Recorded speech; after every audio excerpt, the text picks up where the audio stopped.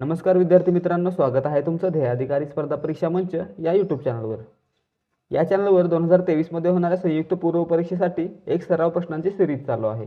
या सिरीजमध्ये आपल्याला दररोज एका विषयाचे 20 सराव प्रश्न अभ्यासायला मिळतील.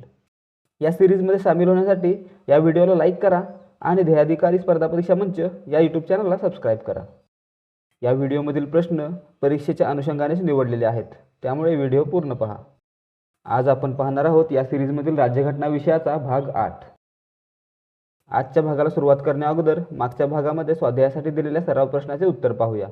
प्रश्न होता, भारतीय संविधानात राष्ट्रपतींविरुद्ध महाभियोग पद्धत कोणत्या देशाच्या संविधानातून घेण्यात आली आहे?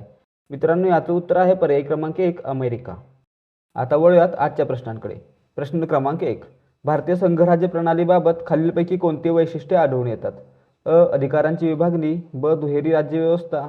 क. राज्य प्रतिनिधित्वात समानता. ड. दुहेरी नागरिकत्व. ई. एकात्मिक न्यायव्यवस्था. विद्यार्थी मित्र हो, याचं बरोबर उत्तर आहे पर्याय क्रमांक 1, अ, ब आणि ई. भारतीय संघराज्य. संघराज्य म्हणजे केंद्र व राज्य अशा दोन स्तरावर स्वायत्त शासन यंत्रणा अस्तित्वात असणे. अमेरिकेने आधुनिक अर्थाने संघराज्य व्यवस्थेला सुरुवात केली. अमेरिकन संघराज्य प्रतिमानानुसार संघराज्य व्यवस्थेची 5 ठळक वैशिष्ट्ये असतात. 1. द्विस्तरीय शासन, केंद्र व राज्य. 2. दोन्ही स्तरांसाठी विशिष्ट अधिकार. ही अधिकार विभागणी स्पष्ट व घटनेद्वारे केलेली असावी. 3. लिखित व परिदृढ म्हणजे बदलण्यास कठीण असणारी राज्यघटना. 4. स्वतंत्र न्यायमंडळ. त्याचे उद्दिष्ट केंद्र व राज्य किंवा राज्य व राज्य यातील विवाद निष्पक्षपातीपणे सोडवणे. 5. द्विग्रही कायदेमंडळ. यातील एक सभागृह जनतेचे प्रतिनिधित्व करेल, मात्र दुसरे सभागृह घटक राज्यांचे प्रतिनिधित्व करेल. प्रश्न क्रमांक 2, खालीलपैकी कोणत्या परिस्थितीत राष्ट्रपती हंगामी न्यायाधीशांची नियुक्ती करू शकत नाहीत? मित्रांनो, याचं उत्तर आहे पर्याय क्रमांक 2, सर्वोच्च न्यायालयाची बैठक घेण्यास न्यायाधीशांच्या गणपूर्तीचा अभाव असेल तर. राष्ट्रपती संविधानाच्या कलम 126 अन्वये प्रभारी सरन्यायाधीशांची तर 127 अन्वये तदर्थ सरन्यायाधीशांची नियुक्ती करतात.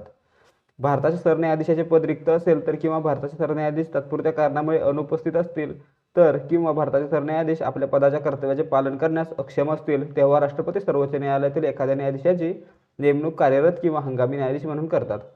सरन्यायाधीश हंगामी राष्ट्रपती म्हणून देखील कार्य करू शकतात. उदाहरणार्थ एम. हिदायतुल्ला. प्रश्न क्रमांक 3, भारतीय राज्यघटनेतील कलम 21 नुसार जीवित आणि व्यक्तिगत स्वातंत्र्याचा हक्क प्रदान करण्यात आला आहे. या हक्कात पुढीलपैकी कोणत्या हक्काचा समावेश नाही? अ. मतदानाचा हक्क. ब. आरोग्याचा हक्क. क. माहितीचा हक्क. ड. वेठबिगारीविरुद्ध हक्क. ई. झोप घेण्याचा हक्क. फ. सामाजिक आणि आर्थिक न्याय सक्षमतेचा हक्क. मित्रांनो, याचं बरोबर उत्तर आहे पर्याय क्रमांक 2, फक्त अ. कलम 21 जीवित व व्यक्तिगत स्वातंत्र्य यांचे संरक्षण. कायद्याने प्रस्थापित कार्यपद्धतीशिवाय कोणत्याही व्यक्तीचे जीवित किंवा व्यक्तिगत स्वातंत्र्य हिरावून घेतले जाणार नाही. हा मूलभूत अधिकार प्रत्येक व्यक्तीला, नागरिकांना आणि परदेशी लोकांनाही उपलब्ध आहे. न्यायालयाने वेळोवेळीच्या निकालांवर आधारित कलम 21 मध्ये समाविष्ट असलेल्या अधिकारांची यादी दिली. त्यापैकी काही आहेत: गोपनीयतेचा अधिकार, परदेशात जाण्याचा अधिकार, आश्रयाचा अधिकार, एकांतवासाच्या विरोधात हक्क, सामाजिक न्याय आणि आर्थिक सक्षमीकरणाचा अधिकार, हातकडी विरुद्ध अधिकार, कोठडीत मृत्यूच्या विरोधात हक्क, विलंब अंमलबजावणी विरुद्ध अधिकार, डॉक्टरांची मदत, सार्वजनिक फाशीच्या विरोधात हक्क, सांस्कृतिक वारशाचे संरक्षण, प्रदूषणमुक्त पाणी आणि हवेचा अधिकार आणि प्रत्येक बालकाचा पूर्ण विकासाचा अधिकार, आरोग्य आणि वैद्यकीय मदतीचा अधिकार, शिक्षणाचा अधिकार आणि अंडर ट्रायलचे संरक्षण. प्रश्न क्रमांक 4, 2002च्या 86व्या घटनादुरुस्तीने भारतीय राज्यघटनेत शिक्षणाचा मूलभूत हक्क समाविष्ट करण्यात आला. याबाबत खालील विधाने विचारात घ्या व अयोग्य पर्याय निवडा. अ. या तरतुदीनुसार प्राथमिक तसेच उच्च आणि व्यावसायिक शिक्षण हे मूलभूत हक्क आहेत. ब. मार्गदर्शक तत्वाखालील कलम 45 मध्ये बालकांच्या मोफत व सक्तीच्या शिक्षणाची तरतूद आधीपासून होती. क. या दुरुस्तीने कलम 51 अ मध्ये नवीन कर्तव्याचा समावेश करण्यात आला. मित्रांनो, या ठिकाणी विधान अ हे फक्त चूक आहे, म्हणून आपलं उत्तर असेल पर्याय क्रमांक 3, फक्त अ. 21 ए हा 2002च्या 86व्या घटनादुरुस्तीने समाविष्ट करण्यात आला. हा अनुच्छेद नमूद करतो की 6 ते 14 वर्षे वयोगटातील सर्व मुलांना राज्य निर्धारित करेल अशा पद्धतीने राज्य मोफत व सक्तीचे शिक्षण दिले जाईल. अनुच्छेद 51 ए मध्ये 10 मूलभूत कर्तव्ये होती. 2002च्या 86व्या घटनादुरुस्ती कायद्यात 6 ते 14 वर्षे वयोगटातील मुलांना शिक्षणाची संधी देण्यासाठी मूलभूत कर्तव्ये समाविष्ट केली गेली. प्रश्न क्रमांक 5, योग्य पर्याय निवडा. अ. कलम 365 नुसार घटनात्मक तरतुदीनुसार राज्याचे सरकार काम करीत नाही अशी परिस्थिती निर्माण झाली आहे अशी राष्ट्रपतींची खात्री पटली असल्यास राष्ट्रपती राजवट लागू केली जाते. ब. कलम 356 नुसार केंद्राने दिलेल्या आदेशांचे पालन करण्यास राज्य असमर्थ असेल तर राज्यात राष्ट्रपती राजवट लागू केली जाते. मित्रांनो, यापैकी दोन्ही विधाने चुकीची आहेत. म्हणून आपलं उत्तर असेल पर्याय क्रमांक 4 अ व ब अयोग्य. राज्य आणीबाणी. राज्यातील घटनात्मक यंत्रणा अपयशी ठरल्याने आणीबाणी कलम 356 या आणीबाणीला राष्ट्रपती राजवट म्हणून ओळखले जाते. तिला राज्य आणीबाणी किंवा घटनात्मक आणीबाणी म्हणूनही ओळखले जाते. मात्र परिस्थितीला आणीबाणी असे संबोधलेले नाही. कलम 356 मधील आधारावर राज्यातील घटनात्मक यंत्रणा बंद पडल्यास त्याबाबत तरतुदी. कलम 365 मधील आधारावर केंद्राच्या निर्देशांचे पालन करण्यास कसूर केल्याचा परिणाम.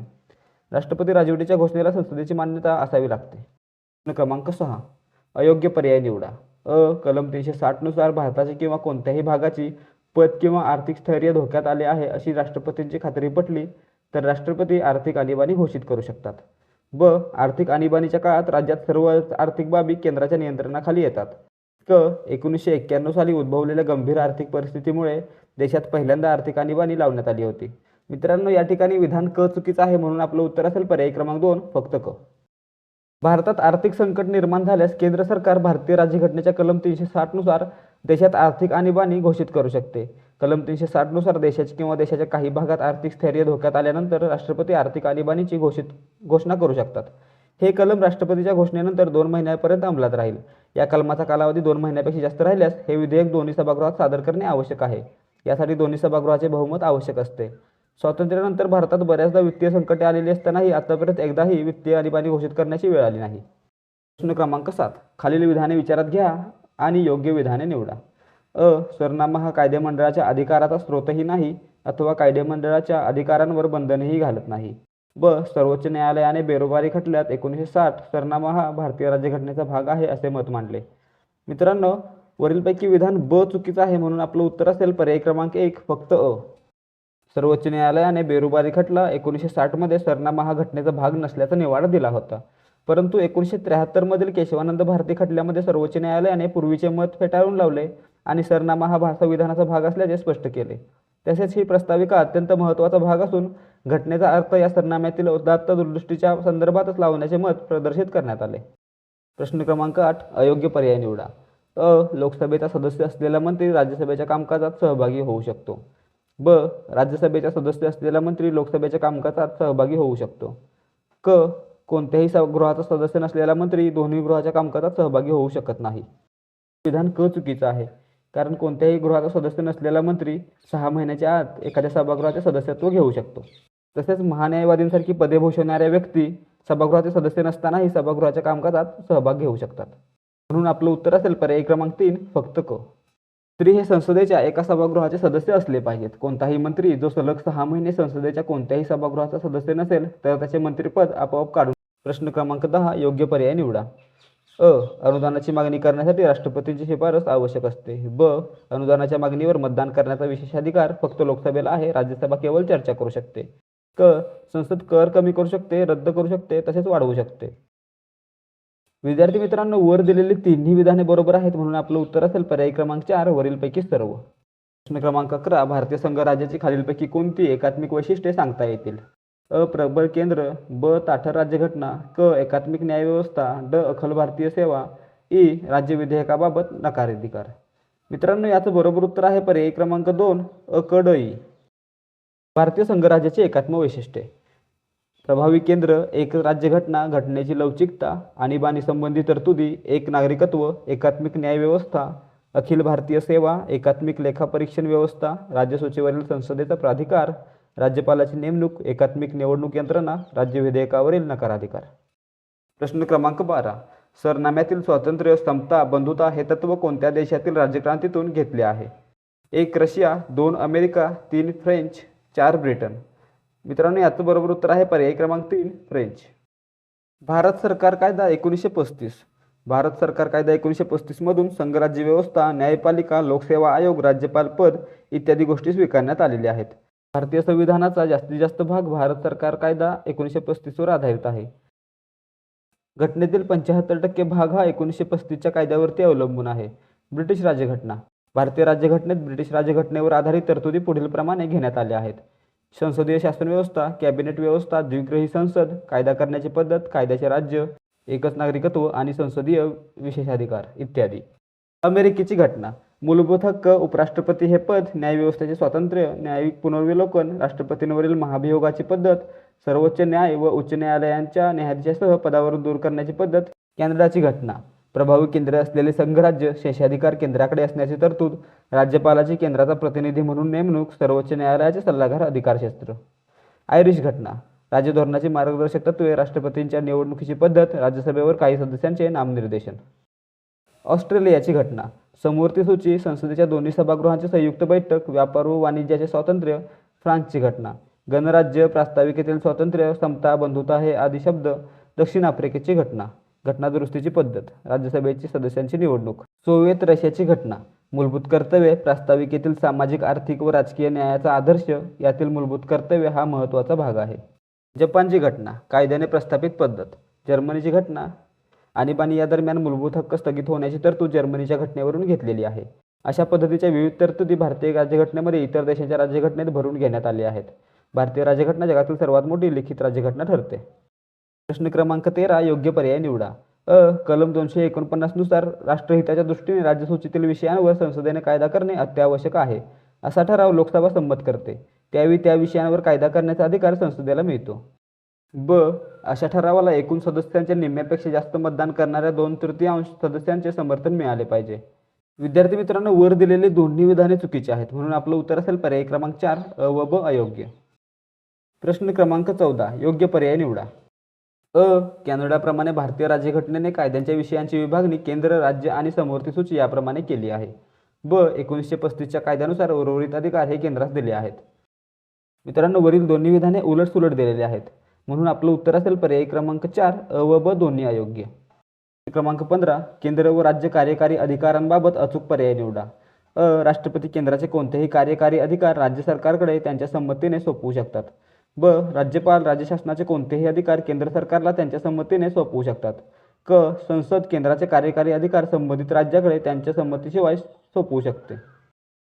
मित्रांनो, वरील तिन्ही विधाने बरोबर आहेत, म्हणून आपलं उत्तर असेल पर्याय क्रमांक 1 अ, ब व क. प्रश्न क्रमांक 16. राज्यपालाबाबत खालील विधाने विचारात घ्या व योग्य पर्याय निवडा. घटनेच्या कलम 155 नुसार राष्ट्रपती राज्यपालांची नियुक्ती करतो. नुकतीच महाराष्ट्राचे राज्यपाल भगतसिंह कोश्यारी यांनी राजीनामा दिला. तो राज्याचा घटनात्मक प्रमुख असतो. तो राज्याच्या प्रशासनिक कामाबाबत वेळोवेळी राष्ट्रपतीला अहवाल सादर करतो. मित्रांनो, या ठिकाणी विधान ड चुकीचं आहे आणि इतर 3 विधाने बरोबर आहेत, म्हणून आपलं उत्तर असेल पर्याय क्रमांक 1 अ, ब व क. राज्यपालांचे कायदेविषयक अधिकार. राज्य विधानमंडळाचे अधिवेशन बोलावणे, स्थगित करणे व मुख्यमंत्र्यांच्या सल्ल्यानुसार विधानसभा विसर्जित करण्याचा अधिकार राज्यपालांना आहे. राज्यातील सार्वत्रिक निवडणुकीनंतर पहिल्या अधिवेशनामध्ये राज्यपाल अभिभाषण करतात. विधानसभेचे अध्यक्ष, उपाध्यक्ष या दोघांची पदे रिक्त झाल्यास राज्यपाल विधानसभेचे कामकाज चालवण्यासाठी सभागृहातील कोणत्याही सदस्यास अध्यक्ष म्हणून नेमू शकतात. राज्यपाल विधान परिषदेवर साहित्य, विज्ञान, कला, सहकार, सामाजिक सेवा या क्षेत्रातील 1/6 व्यक्ती नामनिर्देशित करू शकतात. अँग्लो इंडियन समाजाला प्रतिनिधित्व नसल्यास 1 सदस्यांची नेमणूक राज्यपाल करतात. कोणत्याही विधेयक राज्यपालांच्या संमतीशिवाय कायद्यात रूपांतरित होत नाही. राज्यपाल अध्यादेश काढू शकतात. राज्यपाल राज्य लोकसेवा आयोग, राज्य वित्त आयोग, महालेखापाल यांचे अहवाल विधानमंडळासमोर मांडण्याची व्यवस्था करतात. प्रश्न क्रमांक 17. मूलभूत कर्तव्यांचा समावेश भारतीय राज्यघटनेमध्ये खालीलपैकी कोणत्या हेतूसाठी करण्यात आला? 1. सामाजिक अन्यायापासून दुर्बल घटकांना वाचवणे. 2. मूलभूत हक्कांच्या दुरुपयोगास रोखणे. 3. घटनाबाह्य आणि विध्वंसक कृत्यांना नियंत्रणात ठेवणे. 4. मार्गदर्शक तत्त्वांना मूलभूत हक्कांपेक्षा अधिक प्राधान्य देणे. मित्रांनो, या प्रश्नाचं बरोबर उत्तर आहे पर्याय क्रमांक 3 घटनाबाह्य आणि विध्वंसक कृत्यांना नियंत्रणात ठेवणे. भारताच्या राज्यघटनेत कर्तव्यांचा समावेश करण्यात आला नव्हता. मात्र 1976च्या 42व्या घटनादुरुस्तीने घटनेत 10 मूलभूत कर्तव्यांचा समावेश करण्यात आला. 2002मध्ये 86व्या घटनादुरुस्तीने 11वे मूलभूत कर्तव्य देण्यात आले. भारताच्या राज्यघटनेमध्ये मूलभूत कर्तव्यांची यादी सोव्हिएत रशियाच्या राज्यघटनेमधून स्वीकारण्यात आली आहे. अशा प्रकारची मूलभूत कर्तव्ये केवळ जपानच्या राज्यघटनेमध्ये दिसून येतात. नागरिकांना जबाबदारीची जाणीव करून देण्यासाठी मार्गदर्शक तत्त्वे महत्त्वाची आहेत. मूलभूत हक्कांची बजावणी करत असताना समाजविघातक व हिंसक कृती करण्यापासून नागरिकांना अटकाव करतात. नागरिकांमध्ये शिस्त व जबाबदारीच्या वर्तणूकीस प्रोत्साहन व प्रेरणा देण्यासाठी मूलभूत कर्तव्य महत्त्वाचे आहेत. एखाद्या कायद्याची घटनात्मक वैधता तपासण्यासाठी न्यायालयास मूलभूत कर्तव्यांचा आधार घेता येऊ शकतो. मूलभूत कर्तव्य नुसार नागरिकांचे वर्तन नसल्यास संसद त्यावर एखादा कायदा करून शिक्षेची तरतूद करू शकते. क्रमांक 18. संसदीय शासन पद्धतीचा प्रमुख टिंबटिंब हा असतो. मित्रांनो, याचं बरोबर उत्तर आहे पर्याय क्रमांक 2 पंतप्रधान. कलम 79 नुसार भारताच्या संघराज्यासाठी 1 संसद असेल. ही संसद राष्ट्रपती, लोकसभा, राज्यसभा यांची मिळून बनलेली असेल. 1954मध्ये घटनेतील काउन्सिल ऑफ स्टेट्ससाठी राज्यसभा व हाऊस ऑफ पीपल्ससाठी लोकसभा ही नावे स्वीकारण्यात आली. राज्यसभा हे संसदेचे वरिष्ठ सभागृह असून ते भारतीय संघराज्यातील घटक राज्य आणि केंद्रशासित प्रदेशांचे प्रतिनिधित्व करते. लोकसभा हे संसदेचे कनिष्ठ सभागृह असून ते भारतातील जनतेचे प्रत्यक्ष प्रतिनिधित्व करते. प्रश्न क्रमांक 19. भारतीय राज्यघटनेचा सरनामा खालीलपैकी कोणत्या देशाच्या राज्यघटनेतून घेण्यात आला आहे? मित्रांनो, याचं बरोबर उत्तर आहे पर्याय क्रमांक 2, अमेरिका. अमेरिकेच्या घटनेकडून घेण्यात आलेल्या तरतुदी: सरनामा, मूलभूत हक्क, उपराष्ट्रपती हे पद, न्यायव्यवस्थेचे स्वातंत्र्य, न्यायिक पुनर्विलोकन, राष्ट्रपतींवरील महाभियोगाची पद्धत, सर्वोच्च व उच्च न्यायालयांच्या न्यायाधीशांस पदावरून दूर करण्याची पद्धत, सोव्हिएत रशियाची घटना. मूलभूत कर्तव्ये: प्रास्ताविकेतील सामाजिक, आर्थिक आणि राजकीय न्यायाचा आदर्श यातील मूलभूत कर्तव्य हा महत्त्वाचा भाग आहे. विद्यार्थी मित्रांनो, हे होते आजचे प्रश्न. प्रश्नांबद्दल आपले अभिप्राय आम्हाला कमेंटमध्ये लिहून नक्की कळवा.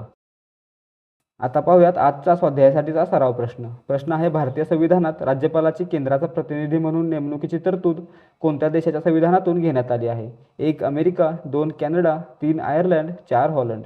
मित्रांनो, ज्यांनी हा व्हिडिओ व्यवस्थित पाहिला असेल त्यांना या प्रश्नाचं उत्तर नक्की येईल. जर तुम्हाला या प्रश्नाचं उत्तर येत असेल तर ते तुम्ही कमेंटमध्ये नक्की लिहा. विद्यार्थी मित्रांनो, आजसाठी फक्त एवढंच. व्हिडिओ आवडला असेल तर व्हिडिओला लाईक करा आणि आपल्या मित्रमैत्रिणींसोबत शेअर करा. तसेच 2023मध्ये होणाऱ्या सर्व स्पर्धा परीक्षांसाठी महत्त्वाच्या प्रश्नोत्तरांचे व्हिडिओ पाहण्यासाठी ध्येयाधिकारी स्पर्धा परीक्षा मंच या आमच्या यूट्यूब चॅनलला सबस्क्राईब करा. चॅनलवर अपलोड केलेल्या व्हिडिओची नोटिफिकेशन त्वरित मिळवण्यासाठी बेल आयकॉनवर क्लिक करायला विसरू नका. लवकरच भेटूया पुढच्या व्हिडिओमध्ये. जय हिंद.